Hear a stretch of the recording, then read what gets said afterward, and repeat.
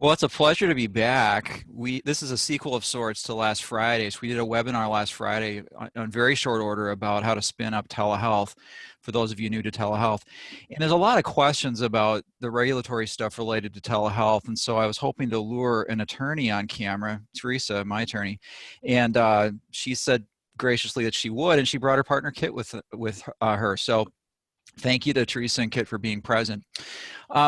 Housekeeping sort of stuff, disclosures, I don't have many to make. The big one is that I'm employed by Align Health. The other disclosure is that Teresa and Kit are my attorneys. I don't know, do you have any material disclosures to make, Teresa and Kit? I do not. No, I don't think so. All right. I mean, you're actually attorneys and stuff. We're going to take that on faith. I showed this slide last Friday, and it's amazing, really, that it took a big bad problem like COVID to lead to digital transformation. Practitioners and health systems have been trying to get this done for at least a decade. You know, there's been slow, very incremental progress, but boom, in the last couple of weeks, pretty much everybody is wanting to do telehealth and virtual health for social distancing reasons. I'm going to blow right to the very end with our session outline. We're going to sort of march through these items in the order given. Teresa and Kit are going to sort of take turns, do a tag team sort of thing. And then Peter and Joe will be monitoring the chat box and collating questions, and we will field your questions at the very end. Like last week, we're using a blog post, not a PowerPoint, to keep track of everything. So I'm just going to switch screen shares here and show you the blog post. This blog post, the link to it appears out on the meeting invite on the center's website, and Peter can blow it into the chat box. The reason we're using a blog post is there's a ton of links already in this very skeletal post, and we will add additional links based on your questions. And so this can serve as a resource to you in the future. Starting with Kit put together a very nice explainer, high-level explainer, and so I'm going to switch screens here and have Kit just sort of tee up sort of the chronology of events that went down. So let me find that for you, Kit. Here we go. So here is Kit's explainer. It's also out on the blog post, and have at it, Kit. All right, thank you, David. Yeah, I thought as we prepared for this, thought it might be helpful just to start off to try to answer the question, how did we get here? And from a legal perspective. And what has happened, what's led to all the talk about waivers, well, the wild, wild west of waivers, is that what happened on January 31 is that the Department of Health and Human Services declared a national public health emergency. And then subsequently on March 13, President Trump also declared a public health emergency under the Stafford Act. That's a specific disaster relief and emergency assistance act that it's often invoked. Well, it's not often invoked, but when it is invoked, it's in cases like hurricanes and other natural disasters most commonly. And prompted by that, or really at the same time, Congress went about its work in the very painful way that Congress does go about its work. And they passed three major acts. The first was on March 6th, the Coronavirus Preparedness and Response Supplemental Appropriations Act. What that long title connotes for the most part was the allocation of a lot of dollars towards the pandemic response. Then came the Families First Coronavirus Response Act. There's a lot of provisions in that as well. And a lot of that was intended to address employment and other types of issues. And then especially, I think this is the one, the final one is the one that you hear about most commonly in the press and in the media and in just general conversation, is the CARES Act. That was adopted on March 22nd. All of them have been signed into law by President Trump. And those three laws lay the foundation for the topics that we'll be discussing today. All right, so I'm going to move back to our outline here, and so let's jump right in with HIPAA. So Teresa is going to tell us first what HIPAA is, and then just the before and after. Yeah, thanks, David, and thanks for that introduction, Kit. So, you know, I'm not going to get deep into what HIPAA is because I'm going to assume that you all have a pretty thorough baseline knowledge of what HIPAA is and what it requires of you in normal times. But at core, what HIPAA does is addresses patient health data privacy and then the security of that privacy, right? Because privacy can't be meaningful if data is being transported in a way that is insecure.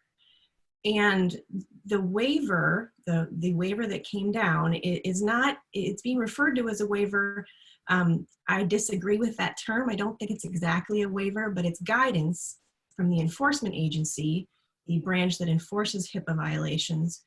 And it is a notice that agency will exercise its enforcement discretion and not impose penalties for non-compliance with the regulatory requirements as regards some portions of the security rules of HIPAA. So what that means for you is that if you are in good faith providing telehealth during this COVID national public health emergency, you are permitted to do so via platforms that would otherwise perhaps not meet the HIPAA security standards. So this permits providers to provide treatment via non-public audiovisual communication. This applies to all care, not just COVID care. And that's important, I think, in particular for this audience, in that it is, a largely mental health providers. And so this applies to all care, not just specific to COVID care. There is some specific platforms that are referenced in this guidance that include Skype, Zoom, GoToMeeting, and several others.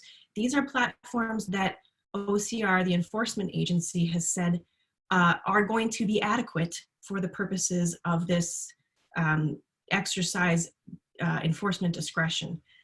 The guidance did specifically exclude other platforms such as Facebook Live, TikTok, and Twitch, and really anything that would permit more broad public access. Along with this, this guidance and this loosening in some respects of the security requirements specific to telehealth, there is an express waiver of the requirement that you as a provider maintain a BAA, which is a business associate agreement, with the vendor or the platform that you are using to provide telehealth. Usually, in normal times, HIPAA compliance does require you to have a BAA with such a vendor.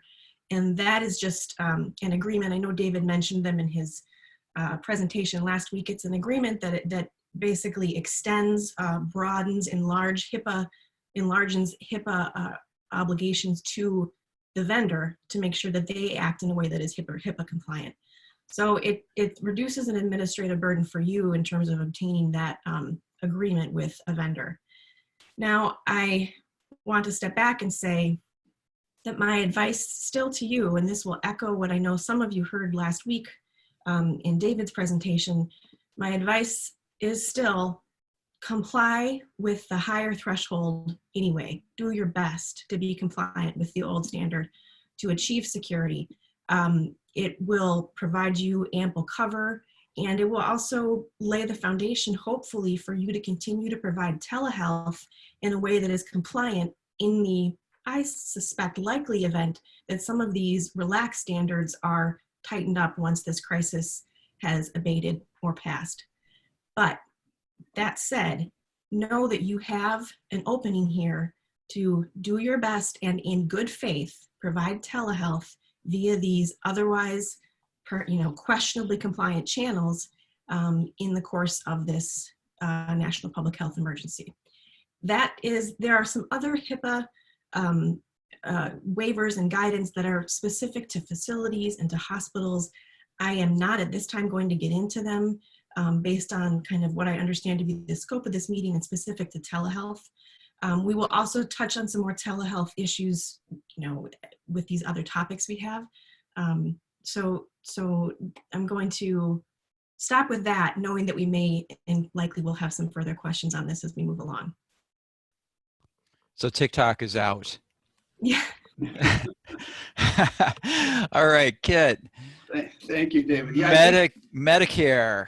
Yeah, and I think TikTok was specifically mentioned in the HIPAA guidance from OCR. That's the Office of Civil Rights that enforces it. I think they So specifically. somebody was exercising bad judgment. Yeah, right. They said no, don't be doing that. So It was specifically called out. Do Yeah. not do.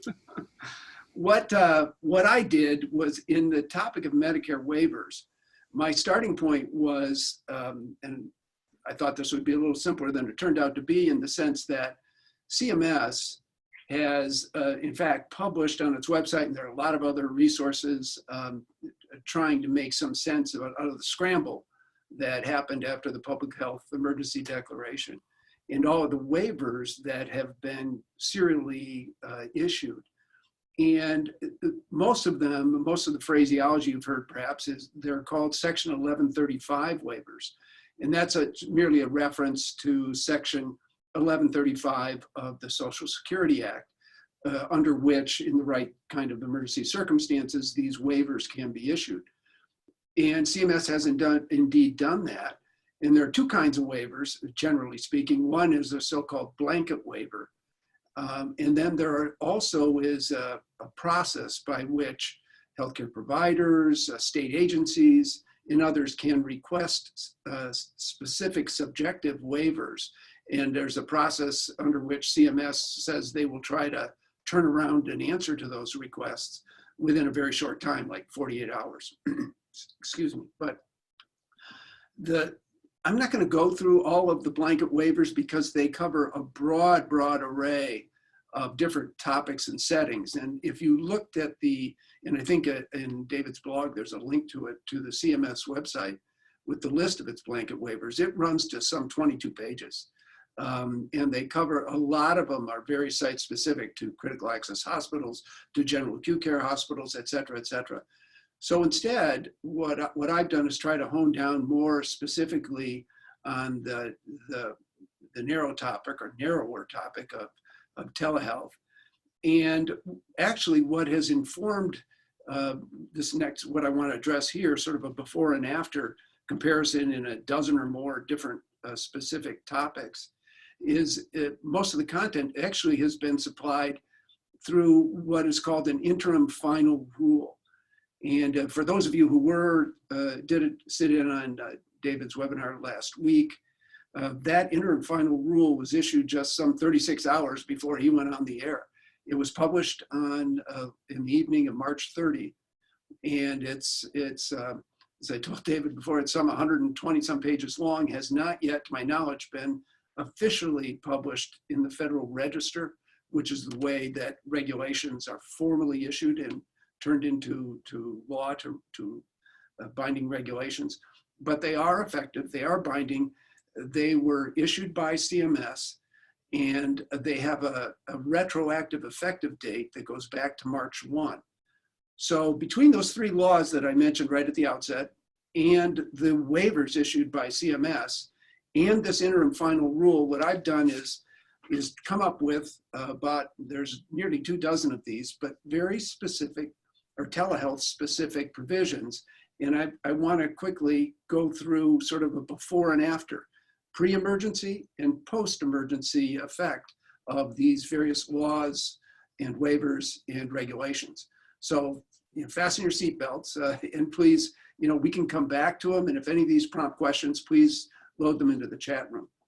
Okay, first of all, to start these off, and these relate specifically to telehealth. First of all, the Medicare rules before the emergency was declared generally require that telehealth has to be provided in a designated facility where the patient is sited. Well, that originating site requirement is now waived.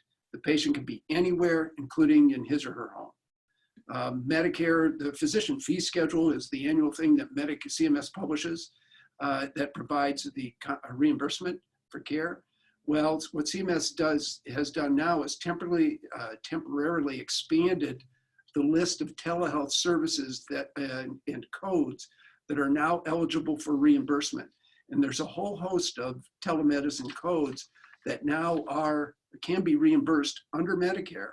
And they include, the list is longer than I can dare read here, but it includes things such as group psychotherapy, certain licensed clinical social worker services, clinical psychologist services, PT, OT, etc.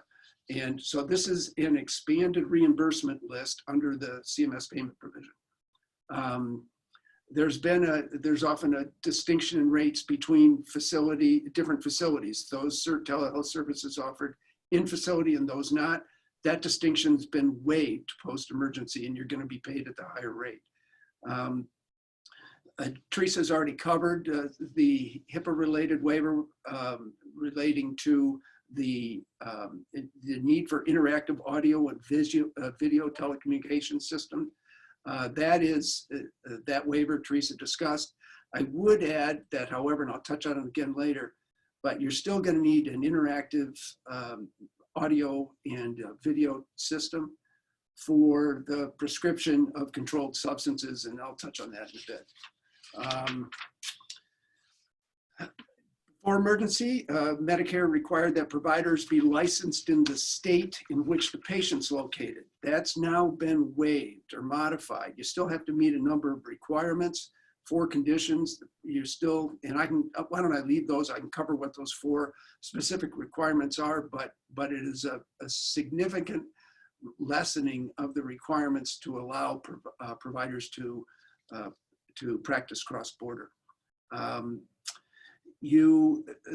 Pre-emergency, the general requirement was that the provider must have seen the patient in person before the telehealth visit.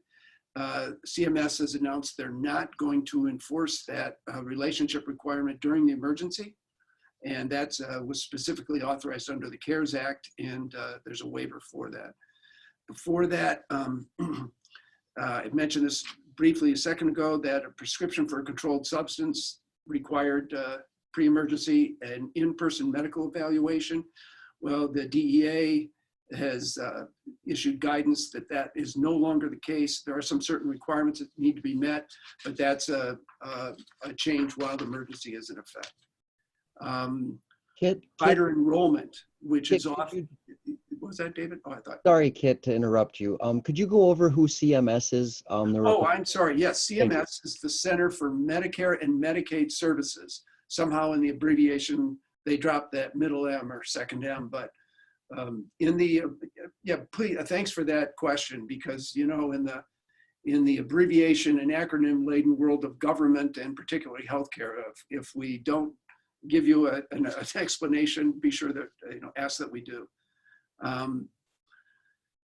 Provider enrollment under Medicare and Medicaid is a very complicated, painstaking process. Well, that includes a criminal background check, et cetera. Well, post-emergency or during the emergency, CMS is going to waive a lot of the screening requirements and to make enrollment far more efficient.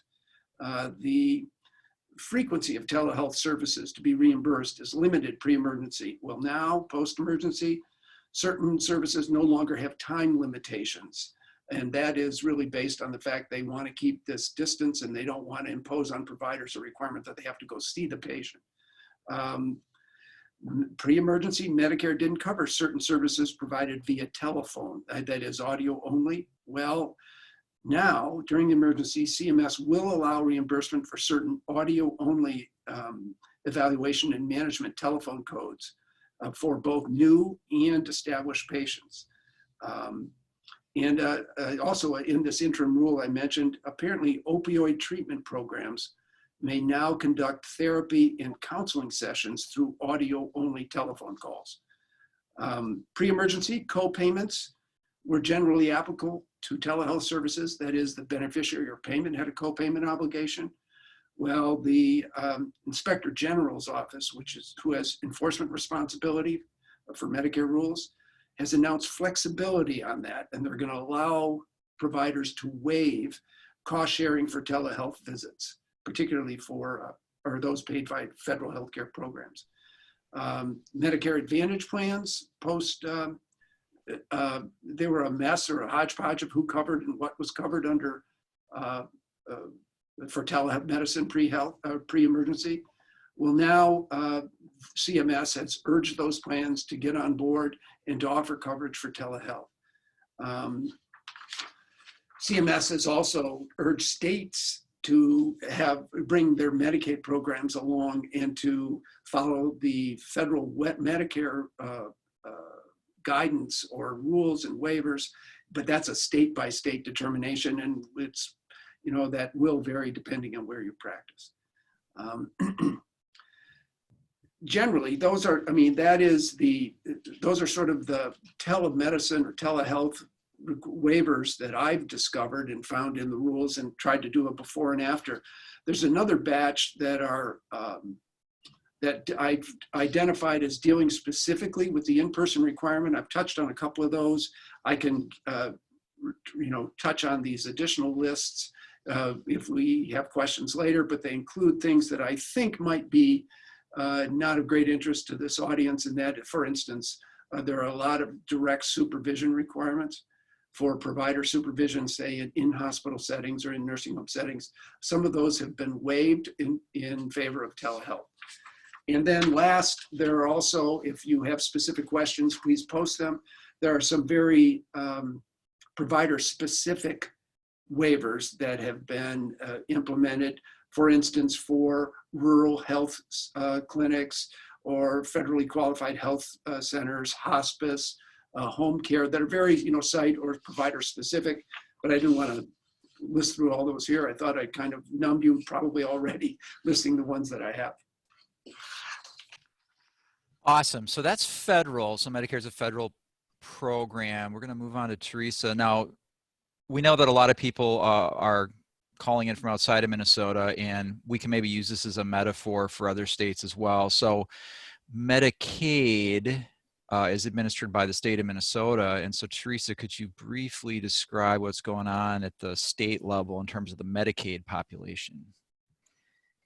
Yeah, so the governor, via executive order, authorized the commissioner of the Department of Human Services to relax, waive, and otherwise adjust requirements that pre-existed this crisis to permit care to continue, to permit continuity of care, and to address the social distancing imperatives also. So a lot of these waivers that you'll see at the state level follow in form or general form to the federal level as the programs try to keep up with each other, essentially, and mirror each other. And same as with what Kit had to say, the scope of the state waivers is broad, and I'm not going to cover all of them here, but I will touch on the ones, as David said, that are specific to Medicaid and Minnesota Care approvals, and that do sometimes touch on the managed care PMAP programs also. The first one is just, I think, an important FYI, which is that the commissioner has kind of indefinitely continued enrollment for MA and Minnesota Care enrollees, so that there is no loss or gap in coverage during the pandemic. There is not at this point a deadline on that. I assume that will come eventually in due time. Similarly, on the provider side, the commissioner has waived the ongoing provider screening and re-enrollment requirements for those providers who are currently authorized to provide public health care program services. Those providers, so if you are one of those, you are currently authorized with the state of Minnesota through the DHS to provide these services, you will continue to be enrolled as a provider without having to go through the regular re-enrollment and screening process. Again, just trying to preserve the continuity of care whenever possible and remove the administrative burdens. There is another, really, I think the most relevant waiver to this webinar is the expansion of telemedicine services. This is, again, implementing some of the goals articulated at the federal level with the federal waiver. The commissioner has eased some of the pre-existing limits on care and services through both telephone and video visits.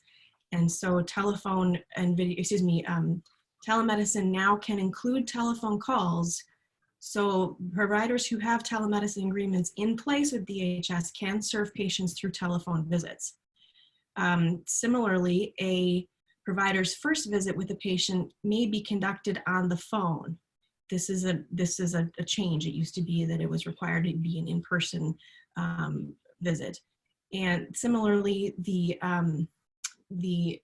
medical assistance, Minnesota Care, and the Children's Health Insurance Program, CHIP, they all the commissioner has waived for all of them the limit of 3 telemedicine visits a week. That cap has been removed entirely, and there is now no cap. And so there can be, in theory, as many visits as are medically necessary per week. The other thing important to this is, although this is specific to the Medicaid and MA Minnesota Care programs, this also requires those managed care plans to follow these policies. So I saw a question in the comments section asking about PMAP compliance and reimbursement. The PMAP programs, according to this waiver and the executive order that generated these waivers, the PMAP program should be following these rules also. I haven't heard anecdotally if they are, but according to the letter of the law, they should be. Another potentially important waiver for this webinar and for the purposes of the listeners would be this loosening of the prescription maintenance medications. It used to be that DHS programs were limited to 34 days for a 34-day prescription. It can now be 90 days for all enrollees for most drug classes. It gets complicated, as Kit mentioned earlier, when we're talking about controlled substances. We'll talk about that a little bit further on with both some SAMHSA and some HATE Act analysis, but there's a general loosening of the limit of 34 days, which, again, just trying to do anything possible to permit people to follow the shelter-in-place orders that many states have. The last waiver that is important, I believe, particularly for this group of listeners, is that via executive order, the governor has waived licensure requirements for 4 groups of providers who are on regular instances reaching into the state to provide mental health services to either current state residents or residents who have returned to the state after perhaps going to college in Ohio or something along those lines. So that applies to licensees with the Board of Psychology, the Board of Social Work, the Board of Behavioral Health, and the Board of Marriage and Family Therapy. So licensees who would otherwise need to first obtain a license, from the state of Minnesota in order to practice here, can practice via telehealth in an otherwise compliant fashion without getting that license from their respective Minnesota State Board. And so for those of you who may not be in Minnesota but may be considering reaching in, this is an opportunity to do so that did not previously exist without the barrier of first achieving license. Awesome. So another data privacy question. Do we know anything about the Minnesota Health Records Act, Kit, in the COVID-19 era? I think the answer is no, and you should direct it to both Teresa and me because we're scratching our heads. It happens to be a topic that we've dealt with together many times and have both been in the same mindset when it comes to efforts over the years to try to have the Minnesota legislature bring the Minnesota Health Records Act more in line with HIPAA. Because we have one of the more restrictive acts. For those of you who are not Minnesota practitioners, you may not know that, but we do have a very restrictive Minnesota Health Records Act, and it does impose some additional constraints on providers that really are a trap for the unwary. We have not found anything, and I think, Teresa, do you agree with this? You haven't. I didn't see anything where there is a specific waiver of that. The act doesn't, by its own terms, as I recall, does not include any provision for a lessening of the requirements or somehow waiver or of the requirements in the case of an emergency. But I'm not aware of any acts or actions from the state government level that have tried to address that question? Yeah, I agree. There is, this Minnesota Health Records Act is a really good example of how complicated it is for you as providers to be compliant, because you're in an already highly regulated field, and you have the federal imperatives and the state imperatives, and sometimes they are sort of coextensive, or at least not mutually exclusive, and other times they are really difficult to reconcile. And unfortunately, we are still in Minnesota here encumbered with the Minnesota Health Records Act.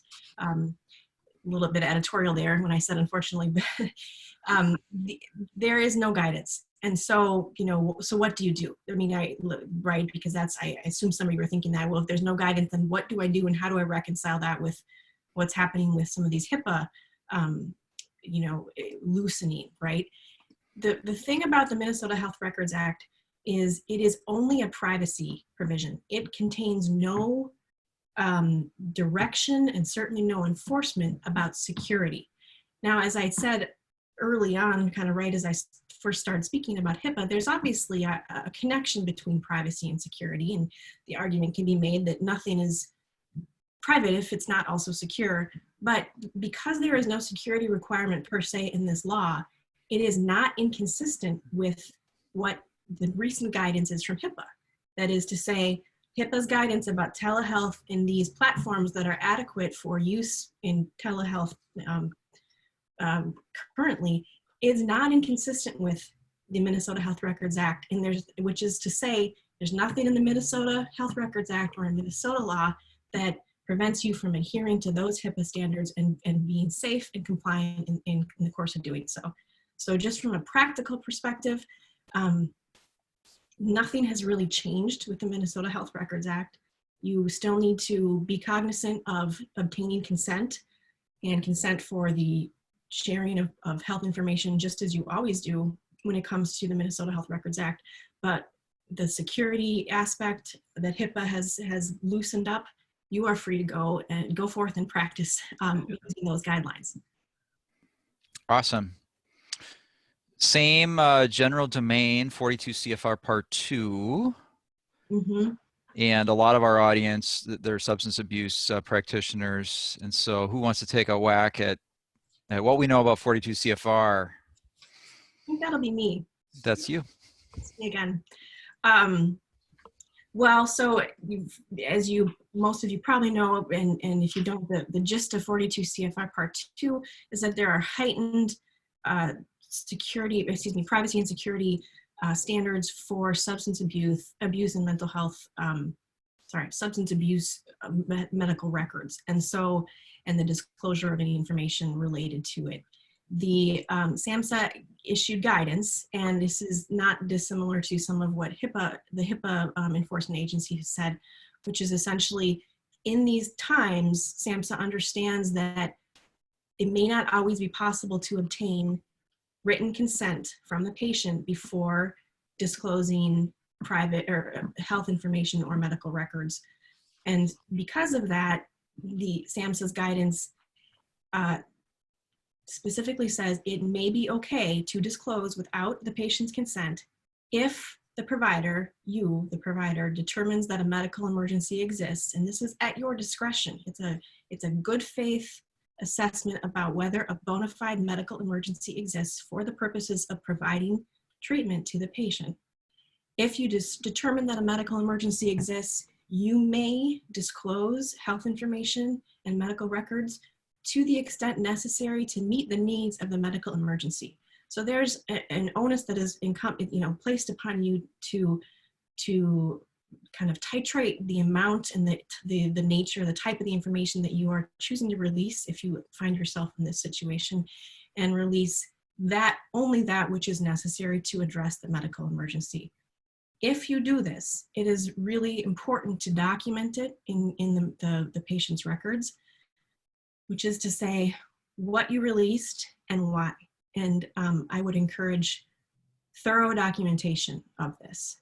You should be covered. You should if you in good faith release this information, this loosening should cover that and provide you protection, but you need to document it.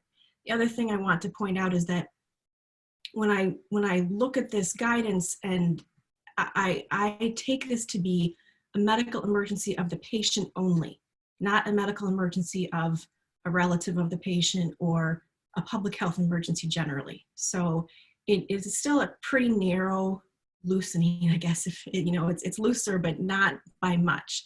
So this is not going to permit the dissemination of this health information or these records just generally for a public health emergency. This is a medical emergency of the specific patients whose records or health information you are contemplating releasing without a signature evidencing that patient's consent.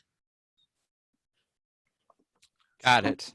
I would add one, well said, Teresa. I think it was explained beautifully, and always think of that narrative. If you're the provider, after the fact, what's that narrative going to look like? Because that is your defense, that's your story. And as Teresa just said, so much of this under this SAMHSA guidance does rely on the very specific decision made by the provider.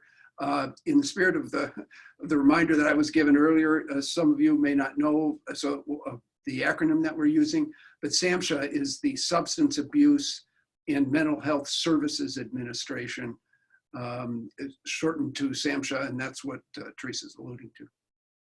Thanks. Ryan Haight Act. Must be Kit.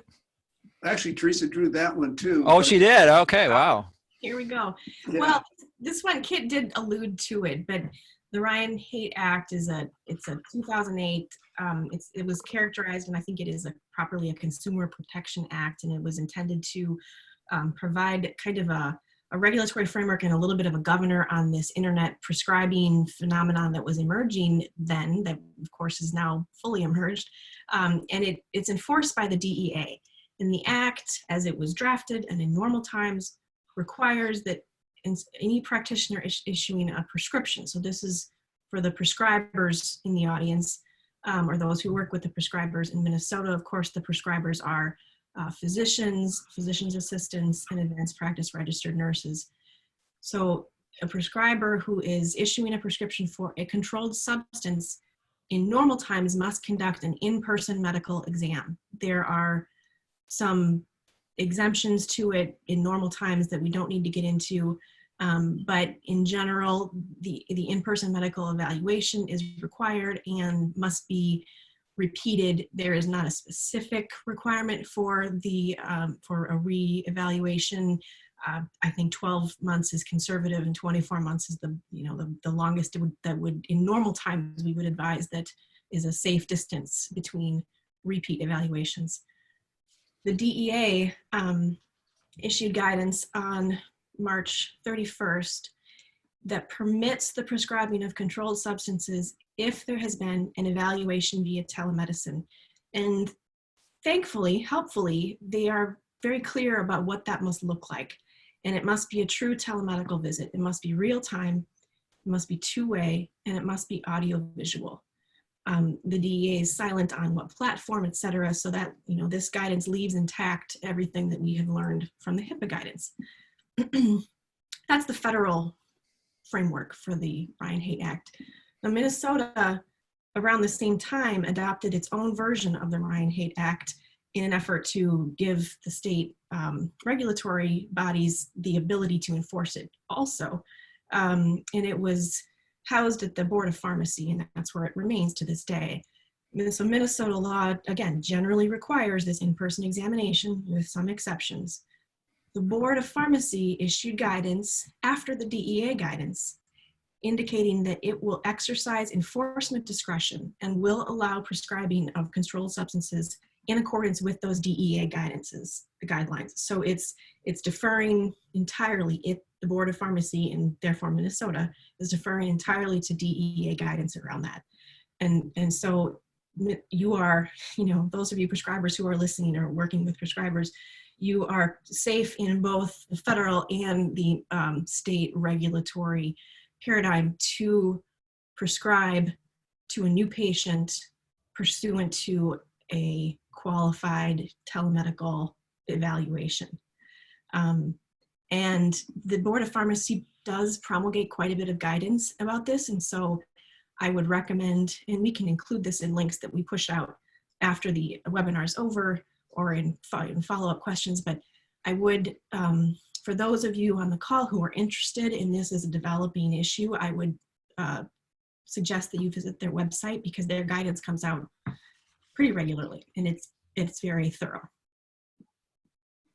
Excellent. So from just a super concrete standpoint, brand new patient who's using heroin, you've never seen him in your office, you could do a telehealth visit and begin Suboxone without an in-office visit.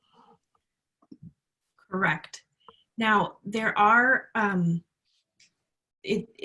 what I've gathered, and this I'm not going to get deep into this, and I'm still trying to digest it myself, there are continue to be heightened restrictions around methadone maintenance. So that's sort of still its own creature. But Suboxone, yes, if you're a Suboxone provider, then you can commence the physician-patient or provider-patient relationship telemedically. Awesome. Any other remarks you want to make, Kit, before we launch into the many questions that have been flying in the chat box? Oh, well, only one. Well, I think this was a question that was in the chat box, but it goes back to something that Teresa mentioned a moment ago. It had to do with, I think we were talking about the Minnesota Department of Human Services waivers, and she used the example of a provider who may be wanting to, an out-of-state provider who may be reaching into the state to provide services here. I think it flipped. The opposite is also true in terms of Minnesota providers providing services, telehealth services to those in other states. And I think I saw in the chat room a specific question relating to that. Well, what are the requirements? Is that in fact the case? And it is. And I alluded to this when I was going through the quick rundown of the before and after for telehealth. Well, more specifically, I alluded to it, but I didn't give you the specific requirements. But under a specific Section 1135 waiver and in this interim final rule that I mentioned that was issued last week, CMS will in fact waive Medicare and Medicaid's requirements that physicians and other non-physician practitioners be licensed in the state where they're providing services, that is the site where the patient's located. When the following conditions are met: number one, the provider is enrolled as in capacity as a provider in the Medicare program in the site where he or she is located, the state where he or she is located. Second, that the provider has to have a valid license to practice in the state that relates to his Medicare or her Medicare enrollment. And three, the provider furnishes services, whether in person or via telehealth, in a state in which the emergency is occurring in order to contribute to the relief efforts. Well, we have a nationwide public health emergency declaration. And fourth, the provider is not affirmatively excluded from practice in the state or any other state that is part of the waiver, 1135 waiver area. So if you're an excluded provider or if you have other limitations on your license, that's still going to be a barrier. But generally speaking, the attempt with this waiver was to lower those barriers across state lines. So if I wanted to, I could treat somebody in Arkansas. Correct. Well, meeting those requirements, right. Right. And also, fundamentally, for better or for worse, and unless something changes, provider licensure is a state-based issue. And so CMS cannot, I submit, this could become a very complicated legal question, and it certainly can animate strong feelings amongst providers. But the position of most states is that CMS cannot compel licensure one way or another. And so the state of Minnesota has not yet waived license requirements for any providers other than the four that I earlier identified. So if I were counseling a out-of-state physician who wanted to provide telemedical services here, for example, or an out-state's physical therapist, I would say, you may not do that. It doesn't matter what CMS says, you may not do that unless and until you've been properly licensed by the state of Minnesota, or unless and until the state of Minnesota broadens its waivers. We remain one of the not the few, but we are in a minority when it comes to loosening licensure kind of across all categories of providers. And so perhaps that will change, perhaps that will not. But this is a really good example of how the federal regulatory scheme and each individual state regulatory scheme don't always mesh up. So be careful about what the state that you're reaching into, if you are reaching into other states, be careful about what that state says. Yeah, very wise counsel. Good corrective on what I so sort of quickly answered your question before, David, because Teresa's exactly right. Yeah. I am anticipating or predicting that if a practitioner finds himself or herself in that predicament after this emergency abates or passes, and it has actually provided telehealth services or even other services over a state line, and the state later tries to take an enforcement action, I think we'll see some litigation about that. And you don't want to be part of that litigation, because it'll probably bore down on the question of whether all of this action at the federal level has in any way preempted what, as Teresa has described, is traditionally state turf, which is local practitioner licensing. So a psychologist can reach in right now, but a psychiatrist could not. Correct. Based on what Teresa said. All right, so Joe and Peter, where do you want to start with all this stuff? Well, firstly, thank you all. You panelists move so seamlessly from topic to topic, so we laypersons are catching up here. What I can say is we likely won't get to all your questions. We've gotten myriad questions. These are great, and let's just get started. The first two I'll kind of group together into one. Katie asks, is the duty to warn for COVID similar to HIV or other communicable diseases? And I will dovetail that with, I run an IRTS facility in Minnesota. When we have a client with a positive COVID-19 case, what are the rights of other clients for knowledge of a positive case? Yeah, so I'll jump in. I looked a little bit at the duty to warn specific to HIV, and that actually has roots in a federal statute. I believe it has roots in the Ryan-White Act. And is that right? His name? I'm sorry. Yeah, it is Ryan It is White. Ryan White. I think you're right about that. Yeah. Exactly. Right. And so that duty to warn is sort of, as I understand it, to be specific to intimate partners or other people who might be at risk of contracting the bloodborne pathogen or the bodily fluid transmission, but may not know about it. And I have not seen and have not found anything extrapolating that specific duty to warn to COVID. And so unless and until we hear something about that, I would caution anybody against deciding to warn an intimate partner of a COVID positive patient without the patient's permission, because I don't think that it's a covered act as the comparable act with an HIV positive patient is in many circumstances. And I think that's a different question than do we tell people who in a clinic, do we tell other patients? And Kit, if you want to jump into the duty to warn, and then we can maybe cover that second question. I have a related question. So initially Minnesota was very coy about identifying long-term care facilities in which COVID outbreaks had occurred. Now they're listed, and a couple ChemDep programs made the list.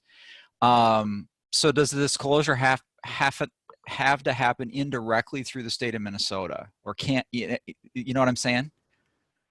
Well, can it happen indirectly? I mean, I think, yeah, I guess, well, I'm not sure I understand your question, David. Well, so initially people wanted to know, well, which long-term care facilities have had COVID outbreaks? And the state of Minnesota said, hey, we're not going to disclose that. Then they backed off a couple days later. There's actually a list, I'll bring it up on the web here, where now long-term care facilities, including a couple ChemDep programs, have been listed. Right. And so do you allow the state to be the one making the notification? Yeah, and I in that sort of state dashboard that has that list, there has been there's been some controversy because some long-term care facilities that do have positive residents have not been included in that list. And so I think there's confusion still, at least certainly on my part, as to which facilities are put on that list and what is the threshold, or is there some kind of, facilities that are being withheld.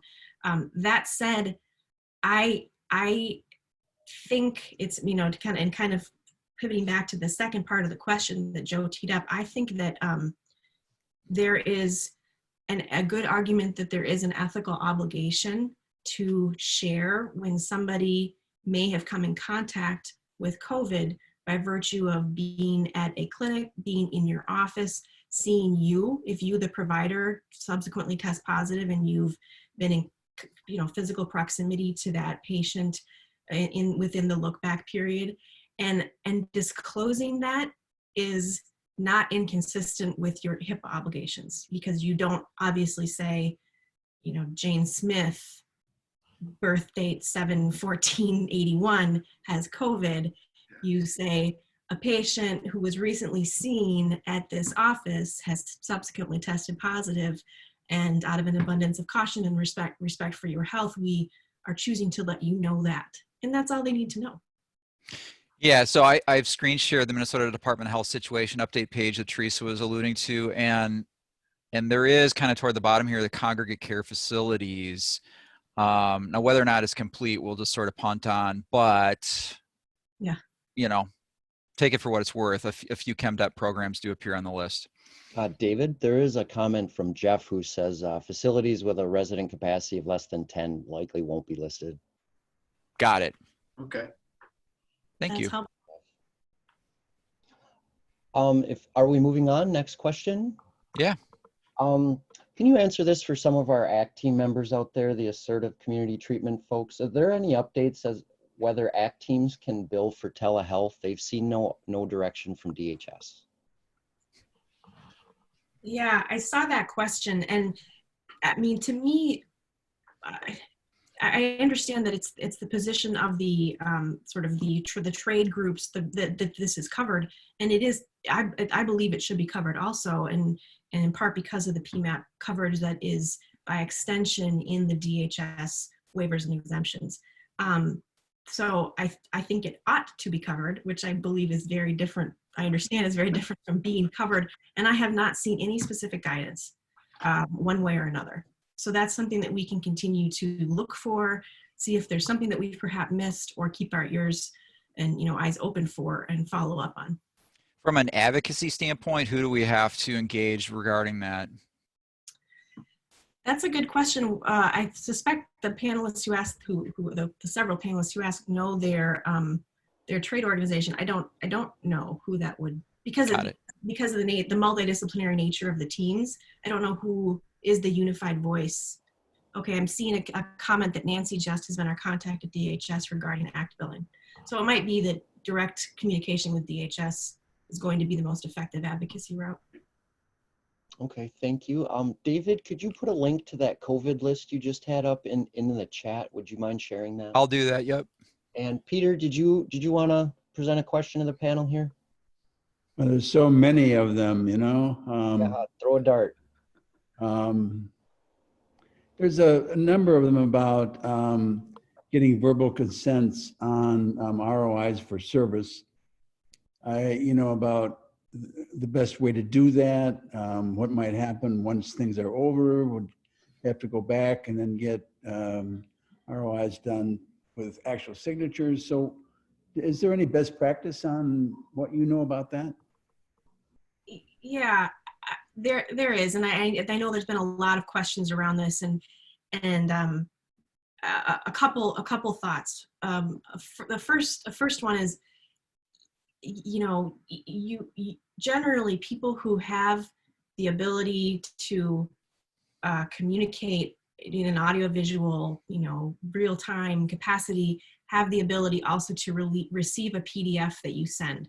And so to send your PDF standard telehealth consent form, and then at a minimum they have looked at it, is a good first step. I would ask them to sign and scan it back to you. Now, scanning, I realize, is a more sophisticated capability that not everybody has.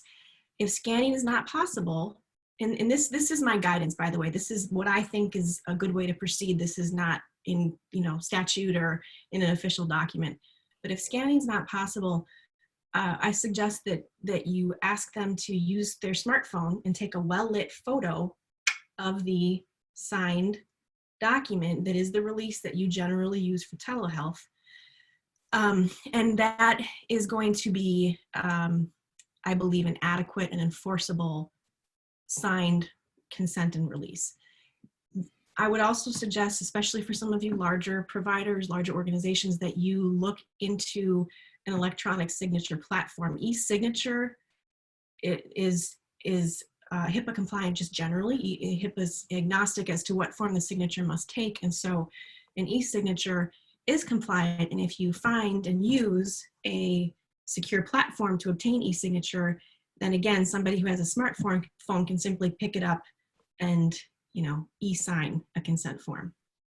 And what I would just generally suggest is develop a regular practice around this to do with every patient so that you do it the same as much as possible. That is, David knows this, that is something I always tell providers to do no matter what you're doing, because it helps sort of establish a routine. It helps you remember what happened. And then if someone says, did you actually obtain consent? You can say, look, this is what I always do. And I did this with this patient too, because it's in my notes.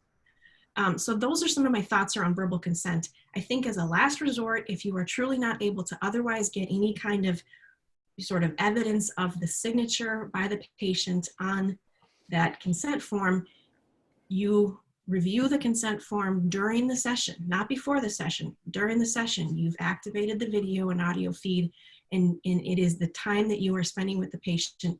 You review the consent, you walk through the key, aspects of it, and then you ask them if they have questions, you ask them if they consent, and you say, okay, thank you for that. I'm going to put in my notes here that we have gone through this and that you've consented.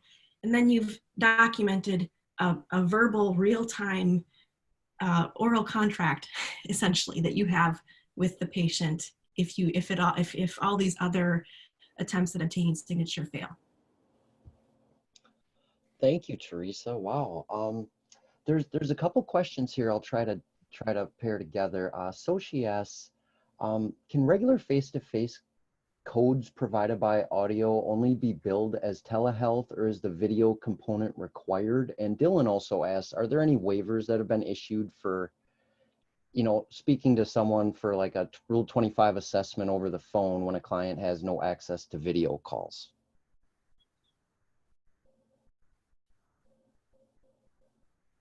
Is that clear? I certainly don't know an answer to that last one. We can look at that. I don't remember anything specific to the Rule 25 assessment under Minnesota rules. And I know Teresa did perhaps even a deeper dive than I did on that, but I don't recall that. As to the former, the first question about, what specific code may apply or may be used when you're in telehealth versus, pre-emergency. My answer to that is that I would have to look at that interim final rule to see if there's a more specific guidance. For me, off the top of my head, I couldn't tell you which, precisely how the specific coding works, but I think that's where the answer would be found. So I'll just jump in. Answer. Yeah.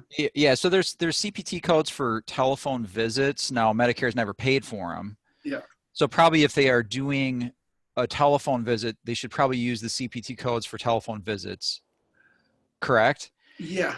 And then the question, which codes to use for a telehealth visit, I think you would just use your standard CPT codes for in-office visits. Yes. Yes? Yes, I did look at this, and I think this is another issue that is evolving. So, stay tuned, and we certainly will be tuned in also. But what I've read, especially from the state of Minnesota, is the guidance initially is to use your standard CPT codes. You use the O2, I believe it is, modifier to identify the location, and then it will be billed accordingly. And so you don't need to find a different CPT code. You just need to use the right modifier. And this includes E&M visits and et cetera. So I mean, it's because it's been expanded. So that's what I know about it at this point. So if you're using the telephone, use telephone codes. And if you're doing traditional audiovisual telehealth, use your usual CPT codes. Right. Okay, Yeah. thank you all. I want to be mindful of the time. Do our panelists, do you collectively have time for a few more questions here? Yeah. Is that all right? They're coming fast and furious. Kelly has a really good question here I wanted to share. Telehealth and telemedicine and virtual visits seem to be used interchangeably, but what are the definitions of each? Great question. Definitions can change, but generally the difference between a telehealth visit is and a virtual visit, sometimes called an e-visit, is real time. Telemedicine. A telemedicine visit is going to be real time, and an e-visit or a virtual visit is often not real time and does not have an ability to go back and forth in real time. It's more of a input information. The provider then retrieves it at the provider's convenience or timeline, and then pushes back out information that then the patient receives at her timeline or her convenience. So that's the general difference. Okay, thank you. Peter, did you have a question queued up here? Oh yeah, there was a question about does the ability to prescribe Suboxone also apply to like methadone? I mean, can those people who are, using methadone or in methadone clinics, is there anything that hampers them getting the medication that they need? Such a tricky question. I'll maybe bail lawyers out here. So the way you deliver care in methadone clinics is baked into federal statute. And so it gets into the realm of, can they get more takeouts than they're normally entitled to per the federal? So I'll stop there with the framing and see what the lawyers say. Well, I looked into this a little bit because SAMHSA has some guidance on this, and it's, so Suboxone, what I'm gathering from this is that Suboxone is something that can be prescribed to a new patient remotely. Methadone is not. And what I don't know is whether or not ongoing methadone maintenance can happen over a virtual visit, given that the patients are still required to come into the clinic generally. So I guess as far as I can tell, this is still a gray area, but it's something I want to look at further so we can follow up on that. I think the pointed question, Teresa, would be, can they depart from the usual takeout schedule? So if they're on daily visits with one takeout, which is where you start, right? Can that be accelerated due to the public health emergency? Could people receive more takeouts that they're not, usually wouldn't be entitled to? I think the answer is that yes. It can be, because of the national health emergency, it can be a 14-day dose for those, or 14 days worth for those who are less stable, and 28 for more clinically stable patients. I have a link here that I think would resonate for those providers who are in this Suboxone and or methadone world, and we can push that out to you. Yeah, also. let's push that one on. That's a key link. Yeah. I was just wondering, since we have so many questions that still are unanswered, what do you want to do with those? I mean, do you have some time to look them over and provide some answers? Or, I'm just wondering, for those people who aren't getting their questions answered now, is it possible for them to? Well, we are going to do the FAQ on the website, the blog post that Dr. Friends posted earlier, correct? So a lot of these will be posted there, and we'll give Dr. Friends and the panel a chance to address those. Correct. Okay, thank you. Here's a question from William. How do these waivers affect medicated assisted treatment clinics? So can methadone clinics use telehealth and or telephones to meet with patients? I think, David, you may have touched on this earlier. I apologize if you did. I think Teresa might have. So counseling by telephone, I think Teresa was that something you mentioned? Yeah, That, yeah. that's from the guidance that I'm seeing. That is the link that I want to push out for those of you who live in that world, that you can sort of digest it. And but my understanding, based on reading this guidance, is that yes, there can be both audiovisual and telephone visits, encounters for those patients who are existing methadone patients who either meet the clinically stable or not stable threshold for 14 or 28 days, well, 28 or 14 days worth of methadone. But as I understand it, that there still must be an in-person evaluation for a new methadone maintenance patient, as opposed to Suboxone, which is now permissible to prescribe in the first instance via a telehealth encounter. So it's loosened up a little bit, but not as much for those potentially new patients at the opioid treatment centers. But for established patients who are subject to meeting with their licensed alcohol and drug counselor at intervals, that could occur by telephone. That appears permissible. Right. Yeah. Great. There's another question here from Teresa. Do you know if telehealth and related services will be allowed to continue for those clients we serve in rural areas that don't have access to transportation or internet under Medicaid and Medicare after the COVID-19 pandemic is over? The crystal ball question. Yeah. What do you know about the future? I have just one comment, and then Teresa, I'm curious what you think, that virtually all of the waivers and the interim final rule and all of the underlying authorities that are the foundation for the conversations we're having here, virtually across the board, they are very specific about talking about the application of these waivers or these other, relaxation and requirements applying only during the pendency of the public health emergency.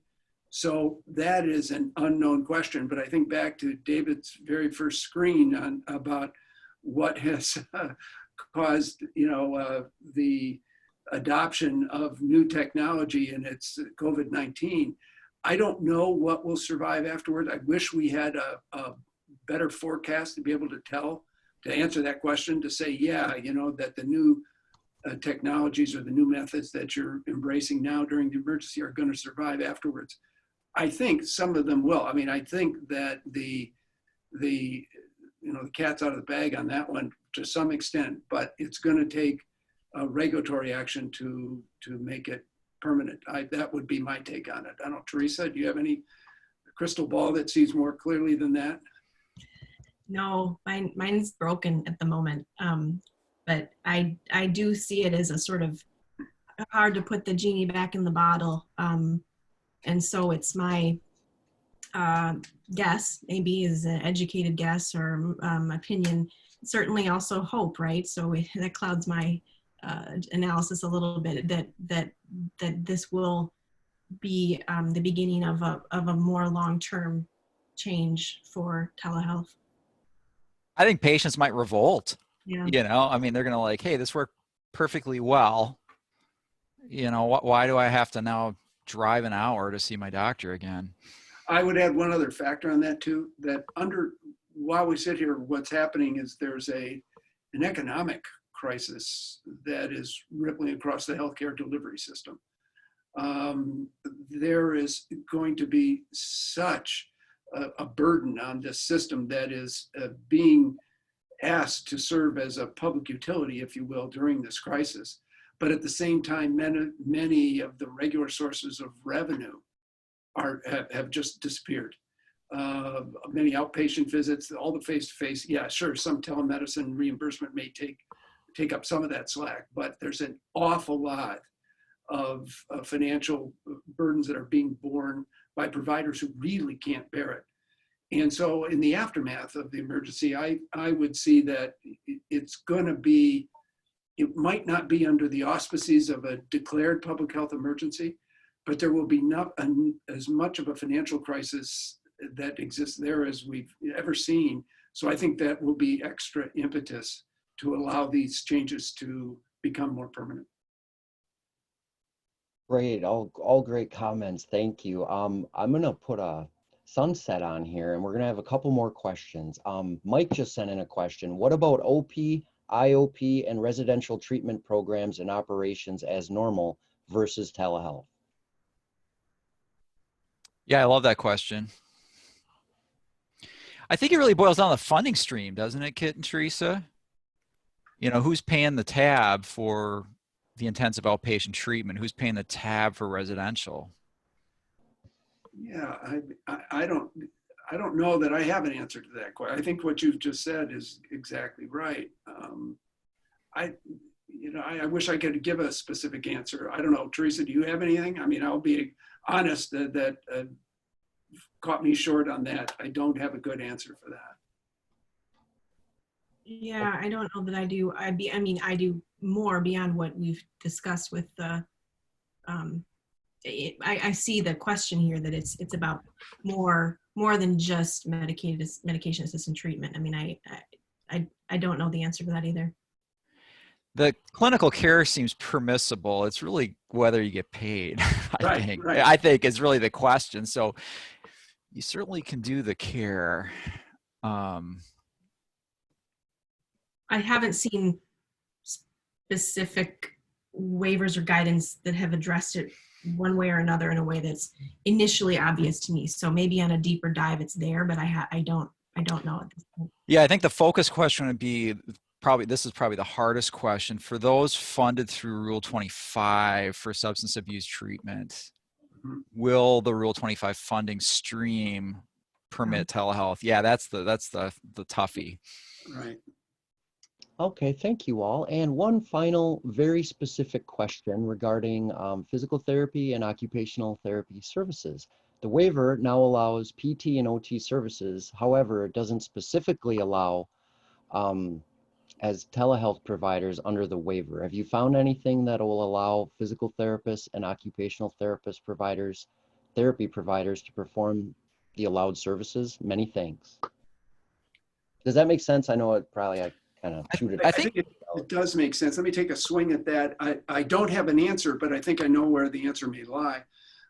The question, the tenor of the question is that the waiver says, yes, we're going to allow these type of services to be provided by way of telehealth.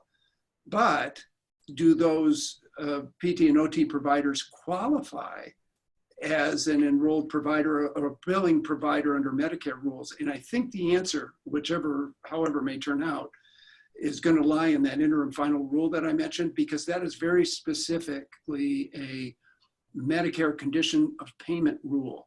So I'll have to I can dive into that to see in those, it's very dense, but in those many pages, whether they address that specific question, it has to do with the identity or the identification of enrolled providers who can bill for those kind of services. So I'll try to find an answer, and maybe we can roll it out as part of the Q&A later. Thank you. Well, that's our time for today. On behalf of the Center for Practice Transformation, thank you all for joining us this afternoon. We appreciate your time and attention and the great questions for our panelists. And we'd like to send an extra special thanks to our panelists today, Teresa Knoedler and Kit Friedemann from Friedemann Firm, and Dr. David Friends. Thank you all. Be safe, and we will be in touch. Thank you. Thank you. Thanks, everybody.